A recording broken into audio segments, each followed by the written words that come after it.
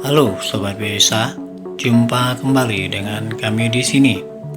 Kali ini kita akan bahas tentang Masjid Patok Negoro Ad-Darajat Gedong Kuning Yogyakarta. Disimak ya sobat, jangan lupa like, subscribe, dan tekan tombol loncengnya ya, biar kita lebih semangat membuat konten-konten menarik untuk sobat-sobat BSA semuanya.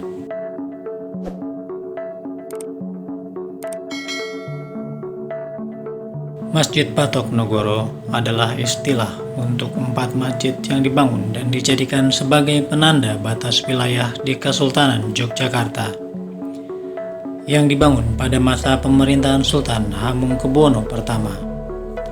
Secara harfiah, kata patuk berarti sesuatu yang ditancapkan sebagai batas atau penanda. Dapat juga berarti aturan, pedoman, atau dasar hukum. Sementara negara berarti kerajaan, negara, atau pemerintahan.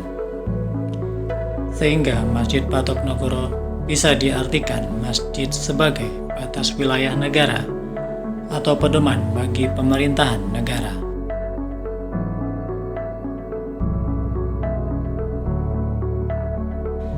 Secara geografis, posisi Masjid Patok Negoro berada di 4 penjuru yang mengelilingi wilayah pinggiran Hutanegara dan tepat berada di perbatasan wilayah Negara Agung Keraton Yogyakarta.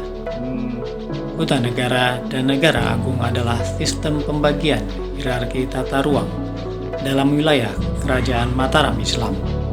Salah satunya yang berada di sebelah timur adalah Masjid Ad-Darajat yang beralamat di Babadan Gedong Kuning, Yogyakarta.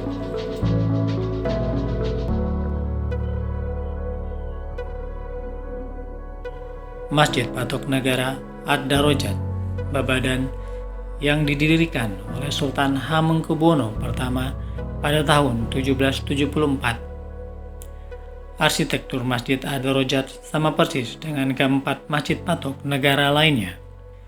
Kesamaan bentuk masjid tersebut terlihat hampir di semua bagian.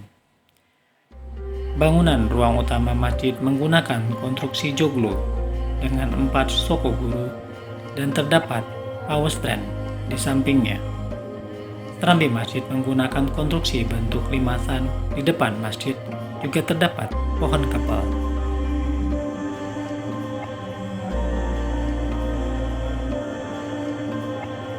Masjid ini merupakan salah satu dari 5 Masjid Patok Negoro Kesultanan Yogyakarta Hadiningrat yang memiliki sejarah yang unik dalam sejarah perjuangan kemerdekaan, karena pernah dipaksa dipindahkan oleh pasukan penjajahan Jepang berikut seluruh penduduk yang ada di sekitar lokasi masjid, karena lokasi tersebut akan dijadikan pangkalan militer oleh pasukan Jepang.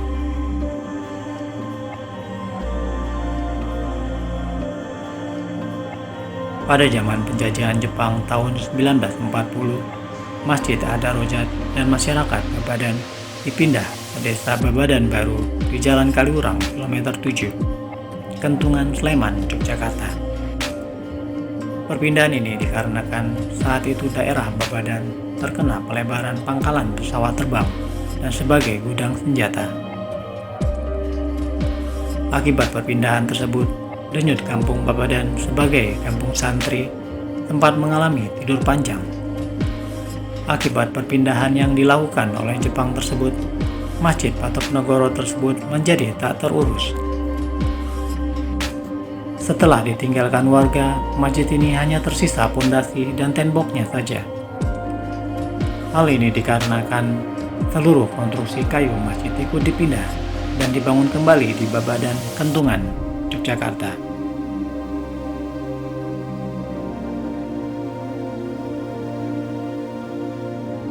Pada tahun 1960-an, salah seorang warga Babadan bernama Mutohar mempunyai niat untuk membangun kembali masjid peninggalan Sultan Hamengkubuwono I tersebut. Pembangunan kembali masjid tersebut dilakukan semasa Sri Sultan Hamengkubuwono ke-9. Atas dukungan Sultan, maka nama Sultan Hamengkubuwono IX, Dorojatun, diabadikan sebagai nama Masjid Patok Negoro tersebut dengan nama Masjid Ad-Darajat.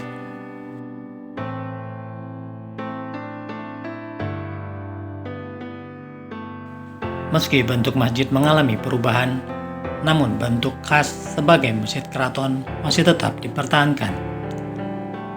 Seperti pada Masjid Patok Negoro lainnya, di sisi barat masjid adalah pemakaman, tempat bersemayam para tokoh agama maupun masyarakat setempat. Masjid pindahan di Desa Babadan Baru masih bertahan hingga kini dan diberi nama Masjid Sultan Agung.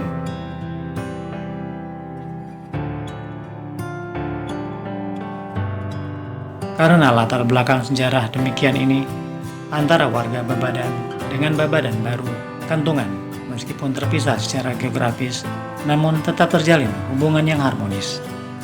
Setiap tahun menjelang datang bulan suci Ramadan, banyak warga Babadan Baru yang datang ke Babadan untuk menggelar acara tradisi nyadran.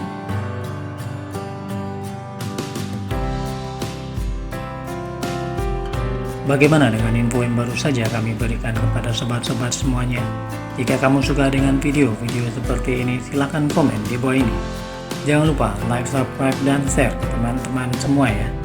Tonton juga video populer dan terbaru yang sudah kami sediakan untuk sobat-sobat semuanya.